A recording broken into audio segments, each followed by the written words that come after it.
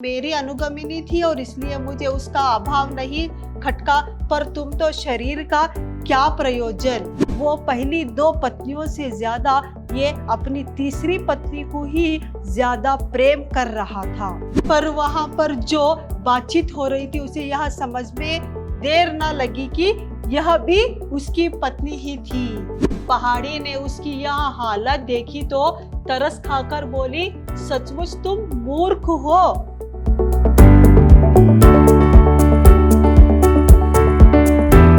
नमस्कार, मैं हूं मेहरताज, अत्युत्तर विद्याश्रम की हिंदी प्रवक्ता। मेरे जितने भी प्रथम पीयूसी के विद्यार्थी हैं उन सभी को मेरी कक्षा में स्वागत है। आज मैंने जो पहली सेशन में जो स्मशान जो कहानी के थे, उस जो कवि हैं मन्नू भंडारी, उन्होंने जो लिखी हुई स्मशान जो पाठ के बारे में मैंने आपको समझाई थी, जिस तरह वह पहाड़ी और स्मशान किस तरह दोनों बातें करते हैं, और उसके बाद कि वह एक नवयुवक आता है जो पत्नी का एक शव लेकर आते ही उससे वह किस तरह रोता है, दुखी होता है, और उसकी जो आंखों में आने वाली एक अश्रु से यह स्मशान किस तरह दुखी होता है कहकर मैं आपको यह पहली सेशन में बताई थी।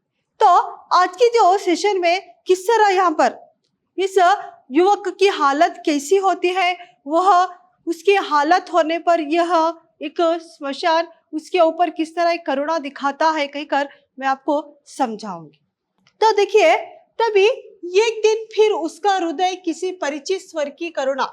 देखिए, जब यह स्मशान जो युवक के बारे में, वो युवक के बारे में सोचता रहता है कि वो युवक कब यह मेरे गोद में आ जाएगा, क्योंकि उसकी जो प्रेयसी से मैं जब मिला दूं, जब वो इस तरह वह युवक विलाप करता है कि वो इसका एक विलाप करने का एक संभावना देखकर यहाँ एक शव सोचता है कि यह एक स्मशान सोचता है कि मैं कब यह युवक को अपनी जो प्रेयसी जो यहाँ पर मेरे गोद में जो सो रही है उस युवक के साथ मैं कब उसे मिलाप कर दूं कहकर वो सोचते रहता है। और उसके दोबारा वो अपने पहाड़ी से भी बताता है कि मैं इस जो युवक की हालत किस तरह है, तुम तो पूरी दुनिया देख सकते हो, इस दुनिया की एक हालत में वो युवक की हालत के बारे में कुछ बता दो कहकर वो इस तरह वो चर्चा करता है। लेकिन वह पहाड़ी इस तरह की एक मुस्कुराती है कि उसे सब कुछ होता है कि वह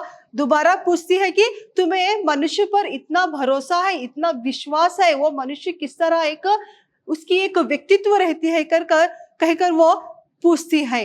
तभी यह बोलता है कि जब यह स्मशान बोलता है कि तुम्हारा तो जो दिल है वो सब कुछ क्या है, पत्थर का जो दिल होता है कहकर वो बातें करते हैं। उसी वक्त में यहाँ दोबारा एक परिचित स्वर सुनाई देता है। एक परिचित स्वर सुनाई देने पर वह देखती है तो जो ये स्मशान देखता है तो वहां पता चलता है कि वही एक युवक अपनी ओर आ रहा है। जैसा कि वह आने पर वो चौंकते हुए देखता है तो उसे पता चलता है कि कोई दूसरी एक शव लेते हुए, वही वो रोदन करते हुए वह शव लेकर आके वह उतारते हैं। तभी ये घबरा जाता है, जो यह स्मशान घबरा के वो युवक को देखता है कि तभी वो जो लोग बातें करते हैं उस लोगों से पता चलता है कि यह इसकी दूसरी पत्नी है। पहली जो पत्नी गुजर जाने के बाद उसकी जो दूसरी पत्नी है वो दूसरी पत्नी का यहाँ शव लेकर आ रहे हैं कहकर पता चलता है। वहां इस तरह के लोग बातें करते हैं कि इसकी तो नसीब ही ये है खुली नहीं है, ठीक नहीं है, क्योंकि पहली पत्नी ही गुजर गई और दोबारा 5 साल में ही दूसरी पत्नी भी इसकी गुजर जाती है। जैसे कि 5 साल में 2 पत्नियों का देहांत हो जाता है, इसकी तो ये क्या है, पत्नी की एक नसीब नहीं है कहकर वो इस तरह बातें करते हैं। तभी यह स्मशान को इस तरह का एक चौंक देता है कि वो सोचने लगता है, एक तरह की एक उसे धक्के की तरह वो आश्चर्यचकित हो जाता है और सोचता है कि वो युवक तो मैं सोच रहा था कि वो युवक मेरे पास आएगा और जो पहली जो पत्नी रहती है उस प्रेयसी से जो अपना प्राण दे देगा कहकर सोच रहा था। तभी वहां पर दूसरी पत्नी का एक शव पत्नी का एक शव ले आते हैं। वहां से पता चलता है कि वो क्या है, अपनी दूसरी शादी कर लिया होगा। कई बार वह ये स्मशान सोचने लगता है। तभी देखिए, पर वहां पर जो बातचीत हो रही थी उसे यह समझ में देर ना लगी कि यह भी उसकी पत्नी ही थी। तो इस तरह उसे आश्चर्य हो जाता है। तो उसकी जो पत्नी है वह दूसरी पत्नी ही उसकी होती है कहकर उसे मालूम पड़ता है। तभी देखिए क्या होता है, स्मशान के मन में वर्षों से मनुष्य के अलौकिक प्रेम की जो धारणा जमी हुई थी उसको पहली बार हल्का सा धक्का लगा। और संध्या समय वह युवक फिर आया और अपनी पत्नी की राख में लोट लोट कर विलाप करने लगा। मैंने स्वप्न में भी नहीं सोचा था कि तुम मुझे इस प्रकार छोड़कर चली जाओगी। तो इस तरह का एक प्रलाप करता है कि तभी वह जो पत्नी को दफना के उसे दोबारा वो इस तरह फूट फूट के दोबारा वही जो पहली पत्नी में किस तरह वो रोता है उसी तरह का रोदन वहां पर करता है। और सिर फूट फूट के रोने लगता है, सिर पटक पटक के रोता है और चींगता है, चिल्लाता है। इस तरह चिल्लाते हुए वो रोके तभी वहां के जो लोग रहते हैं उसे समाधान करके दोबारा लेकर जाते हैं। तभी यहाँ स्मशान को एक तरह से जो मनुष्य के बारे में जो करुणा की धाराएं भरी हुई थी, क्योंकि उस युवक के बारे में धाराएं किस तरह भरी थी, वो करुणा की वो धाराएं से थोड़ा उसे धक्का लगता है और सोचने लगता है कि मनुष्य तो ये क्या है, एक तरह का स्वार्थी की लोग है, स्वार्थी एक मनुष्य बनता है कहकर वो सोचने लगता है।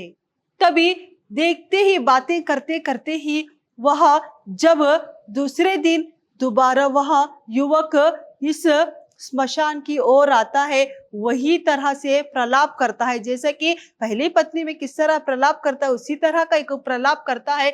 इन जो पहली पत्नी और दूसरी पत्नी में कोई भी यहाँ पर अंतर नहीं था। जिस तरह पहली पत्नी में जो बातचीत करता है उसी तरह का ये दूसरी पत्नी में भी इस तरह का रोदन करता है और फूट फूट के रोता है और बार बार बोलता है कि तुम मेरी सुकेशी तो क्या थी, वह एक मुझे एक तरह से मेरे साथ मुझे एक सहगमनी थी, सब मेरा आगमन करता वो सब करती थी, लेकिन तुम तो मेरे सब कुछ साथ चलने वाली एक पत्नी होकर थी। मैं तो सबसे ज्यादा तुम्हें ही प्रेम किया हूँ। तुम तो मेरी दिल से जो एक दिल है, जैसे कि हम दोनों का एक ही दिल है कहकर वो इस तरह पत्नी के साथ बातचीत करता है और दोबारा बोलता है कि तुम इस तरह छोड़कर चली गई तो मैं इस तरह मेरा एक जो जान नहीं रहने वाला एक शरीर का लेकर मैं इस दुनिया में कैसे जीऊं, मैं भी मुझे भी अपने साथ ले जाती। इस तरह मेरा साथ निभाने वाली तुम क्यों मुझे छोड़कर चले गई? तुम तो मेरा जीवन संगिनी थी, जैसा कि मेरे साथ चलने वाली थी। इस तरह साथ चलने वाली तुम तो चले गई तो मैं तो मेरा जीवन ही क्या हो गया, नर्क की तरह बन गया है। मैं तो अपने जान भी सब कुछ दे दूंगा कहकर इस तरह फूट के रोता है। तभी यहाँ स्मशान को इसकी जो बातें एक तरह से करुणा हो जाती है। किस तरह उस जो मनुष्य के ऊपर, उस युवक के ऊपर किस तरह एक अजीब सा कठिनता एक भावना थी, वो भावना पूरी क्या होती है, पिघल जाती है। दोबारा वो स्मशान उसके ऊपर करुणा करता है, उसके ऊपर रहम करता है। इस तरह करुणा करता है कि वो तो जैसा कि पहली पत्नी से ज्यादा वो दूसरी पत्नी से ही बहुत ज्यादा प्रेम करता होगा, इसलिए वो इस तरह रोदन करता है कहकर उसके ऊपर रहने वाली करुणा क्या होती है और ज्यादा बढ़ जाती है। बढ़ के वो इस तरह उसे दोबारा बोलता है कि मैं इस जो युवक को इस दूसरी जो पत्नी के पास तो मिलाने की मैं कोशिश जरूर करूंगा कहकर वह स्मशान सोचने लगता है। तो तभी देखिए सुकेशी की व्यथा पहुंच दी और ये भी युवक इस तरह बताता है कि जब तुम्हारे आने से, जब तुम मेरे जीवन में आ जाने से सुकेशी मेरी जो पहली पत्नी थी, जो उसके ऊपर जो रहने वाला एक प्रेम का एक दुख, तुमने एक ही दिन में वह दुख को मिटा दिया था। इस तरह का मुझे तुमने प्रेम दिया था और मेरे साथ चल रही थी। इस तरह साथ चलने वाली तुम किस तरह मुझे छोड़कर चले गई? इस तरह मुझे छोड़ के जाने वाली तुम क्यों मेरा साथ दिया? कहकर वो रोता है। इसका रोदन देकर यह स्मशान दोबारा रोने लगता है, दुखी हो जाता है। तो तभी वहां मेरी अनुगमिनी थी और इसलिए मुझे उसका अभाव नहीं खटका, पर तुम तो शरीर का क्या प्रयोजन? यहाँ पर इस तो वो तो मेरी क्या थी? मेरी अनुगमनी थी। जो भी बोलता उसके बारे में मेरा सब कुछ कर रही थी, सहायता के साथ मेरे साथ रहती थी। तुम तो मेरे साथ चलने वाली थी। किस तरह तुमने छोड़ के मुझे इस एक नहीं जो शरीर को अधूरा जो शरीर को छोड़कर कैसे चले गई? कहकर वो रोता है। तभी यहाँ पर देखिए, ये एक बार फिर स्मशान उसके शव की प्रतीक्षा करने लगा और अधिक दृढ़ विश्वास के साथ कि इस धक्के ने अवश्य ही उसके जीवन का अंत कर दिया होगा। स्मशान बराबर मन में यह साध संजोए बैठ रहा था कि कब उस युवक और उस पत्नी को अपनी गोद में सदा के लिए मिला दे। ऐसे विलाप जिसमें वियोग का भय ना हो, बिछड़न की आशंका ना हो, पर उसका शव न आया और उसके हृदय की लालसा बनी रही। तो दोबारा इस तरह शव सोचता है कि भाई कि एक बार फिर उस स्मशान के दिल में एक उसके ऊपर जो आने वाली एक जो दिल रहता है, वो रहम दिल रहता है, उस दिल को सोचकर वो स्मशान बताता है कि दोबारा इस प्रतीक्षा, जो युवक की प्रतीक्षा दोबारा करता है। जब ये युवक दूसरे दिन आता है, उसकी जो राख को बटोरते हुए इस तरह विलाप करता है कि रोते रोते फूट फूट कर वो हर दिन फूट फूट कर रोता रहता है और बेहोश हो जाता है। इस तरह का को उसका रोदन देखते ही वह स्मशान पिघल जाता है, पिघल जाके। और दूसरा यह युवक रोज आता है उस शव के पास, घंटे घंटे बैठकर रोदन करता है, विलाप करता है और उसके साथ इस तरह के बातें करता है, तुम छोड़कर नहीं जाना चाहिए था, मैं अब तुम्हारे बिना कैसे जीऊं, कहकर इस तरह बातें करता है और जाता। इस तरह से बहुत दिनों तक इसका आना जाना चलता है। तो कुछ दिन बाद दोबारा इसका आना जाना ही पूरी तरह से बंद हो जाता है।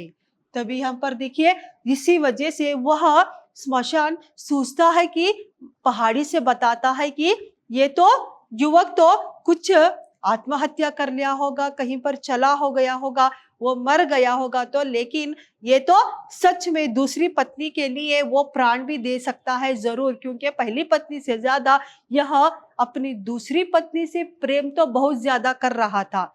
इस तरह का एक प्रेम करने वाला युवक ज्यादा दिन नहीं जिएगा, इस तरह जीवित नहीं रहेगा। जरूर वो कभी ना कभी उसके पास आ जाएगा, उसकी प्रेयसी के पास आ जाएगा, कहकर इस तरह की एक बातें इस पहाड़ी को बताता है।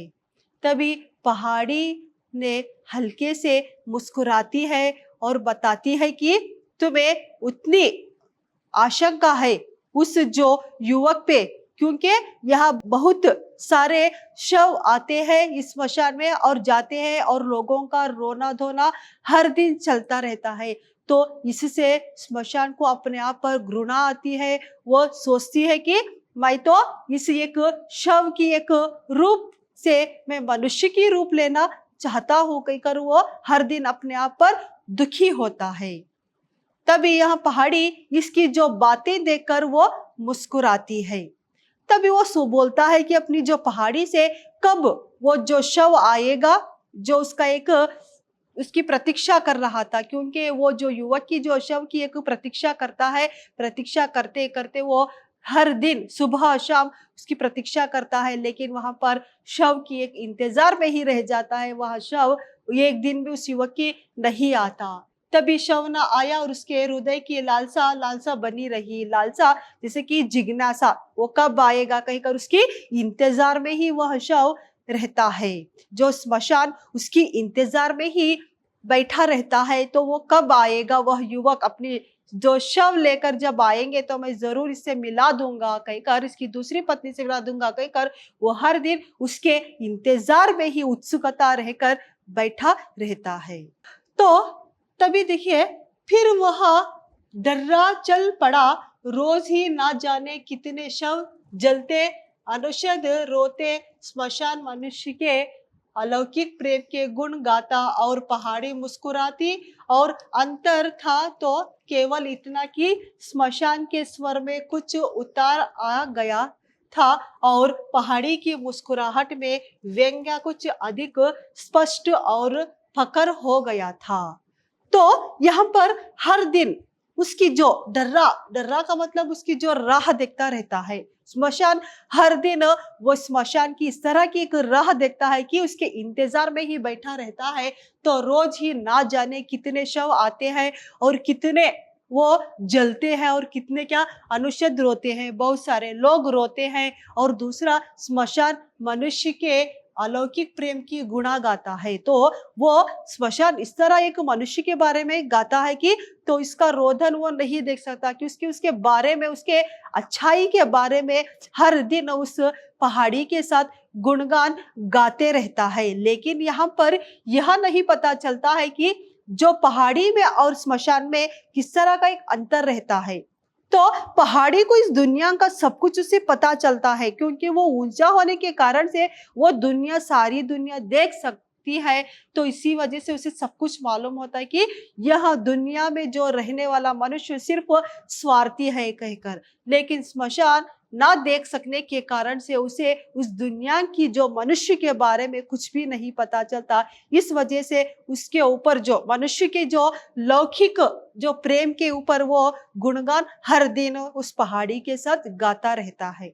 और दूसरा, पहाड़ी मुस्कुराती है तो इस तरह मुस्कुराती है कि ये सब कुछ मालूम रहने के कारण केवल इतना कि स्मशान के स्वर में कुछ उतार आ गया था।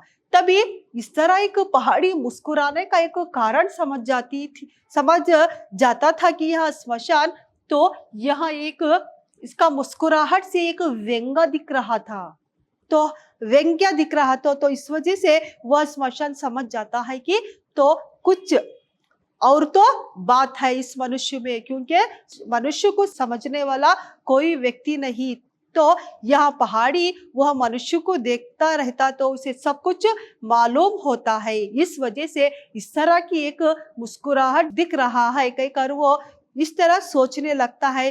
तो जो मनुष्य के बारे में रहने वाला एक प्रेम कुछ ही तरह से वो उतरने लगता है। तो उतार आ गया था उसके ऊपर, जो रहने वाली प्रेम की धारा थोड़ा उतर गया था और वह पहाड़ी की मुस्कुराहट में व्यंग्य कुछ अधिक और प्रखर दिख रहा था। इस तरह का एक व्यंग्यता उसके जो पहाड़ी के ऊपर जो हंस रहा वो व्यंग्यता उसे ठीक से दिखाई दे रहा था।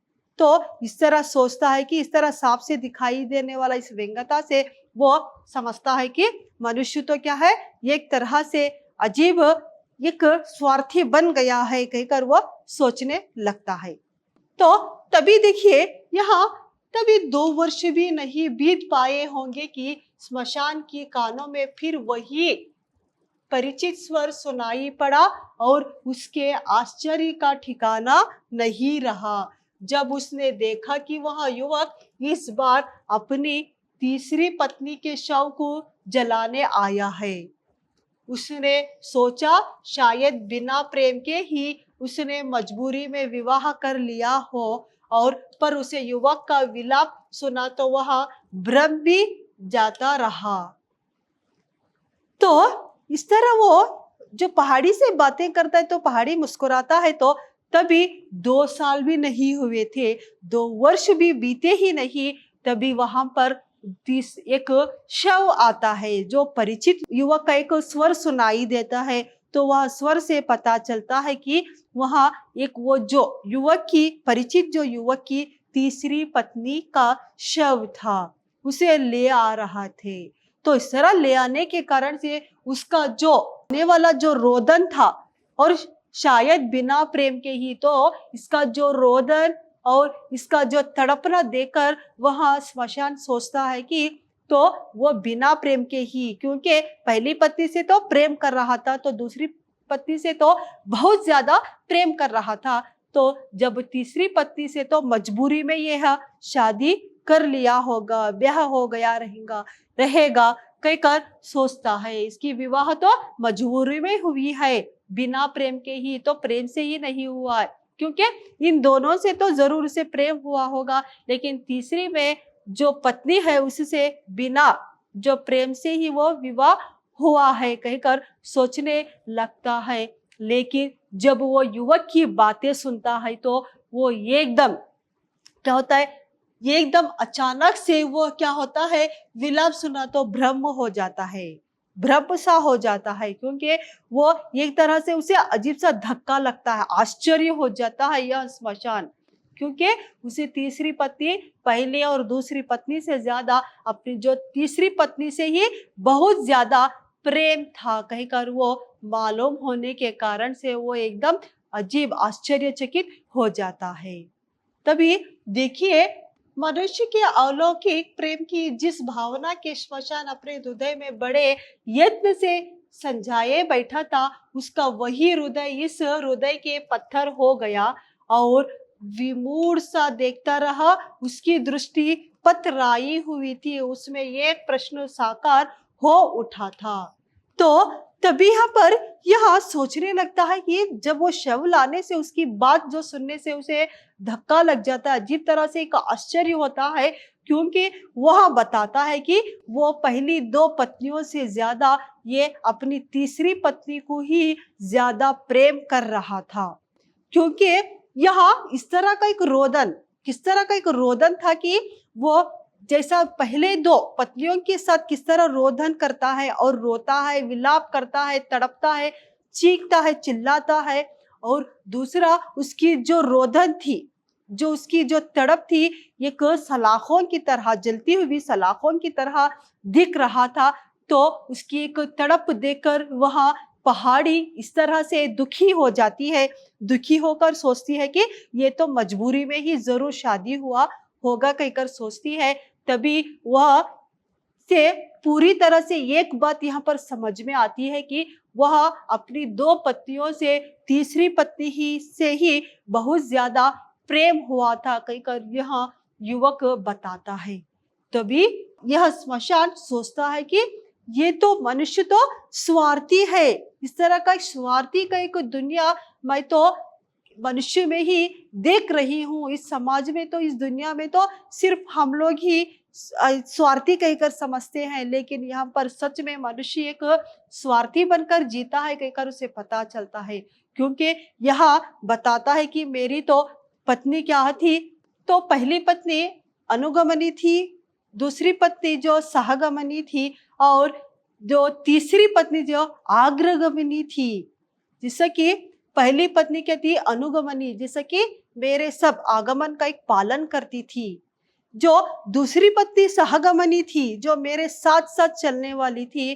तो तीसरी पत्नी जो अग्रगमनी थी, जैसा कि अग्रगमनी इसका मतलब जैसा कि हर मार्गदर्शन देने वाली, मुझे आगे बढ़ने वाली, आगे एक जीवन में सार्थक व्यक्ति बनाने वाली थी। इस तरह की एक तीसरी पत्नी रहने के कारण से अधिक प्रेम तो तुम्ही से हुआ था। पहली दो पत्नियों से तो मेरा सिर्फ एक क्या था, बचपना था, मजबूरी थी। इस तरह का प्रेम मैं तो सिर्फ आपके लिए एक प्रेम के लिए ही किया हूँ, और मेरा बचपना था, पागलपन था। लेकिन जब तीसरी पत्नी से किया तो मेरा एक मार्गदर्शक बन के तुम मेरे साथ चली हो। तो इस वजह से मेरी तीसरी पत्नी ही दो पत्नियों से बेहतर थी, उसी से ही मेरा अधिक प्रेम हुआ है कहकर इस बात बताता है। तो तभी यह इस तरह सोचता है कि ये स्वार्थी लोग हैं, यह मनुष्य तो स्वार्थी बन के जीवित रहता है।